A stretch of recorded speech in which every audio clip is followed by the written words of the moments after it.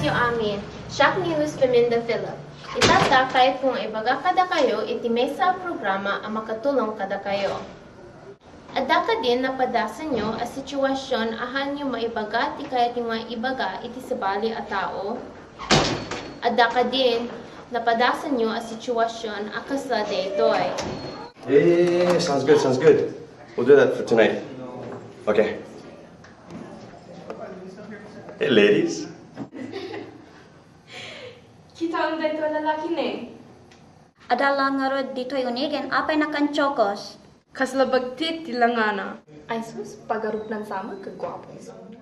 Wow, these girls are digging me, aren't they? How about that one? That looks like a potential.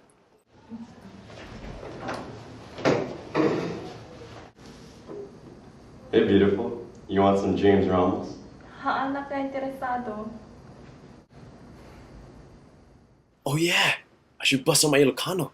You want to buyati movie and kanan at the restaurant this Viernes? OMG! Anya ti imbaga na? Kaya nang sa amin nga impresa ni Jenny, Ilokano na. Alam mo ka impressed.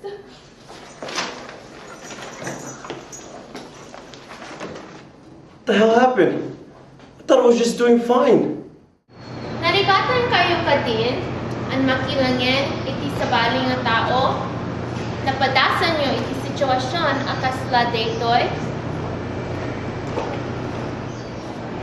Remember how much fun we had last semester in Ilokano? You know, while Joyce's class?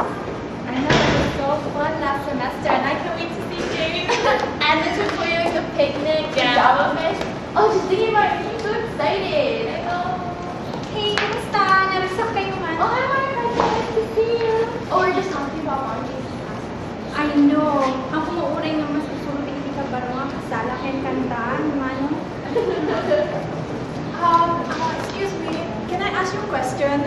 Hi, sure, what is it? Are you Filipino? Hi, siya pinay car. Ilokano actually, nakakunti Hawaii.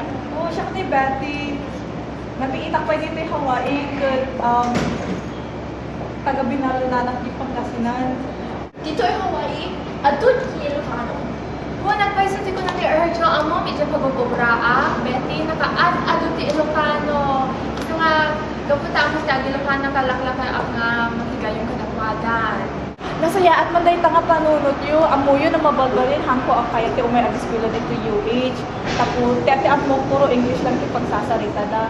Sa nagrigat no, hamag sa uti English, kun awan ti gayong mo. Ay, may ka, maganda ka nga ba nag-register sa Ilokano?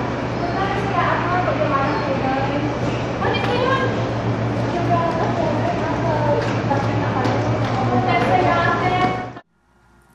Narigat dito ay akasasaad.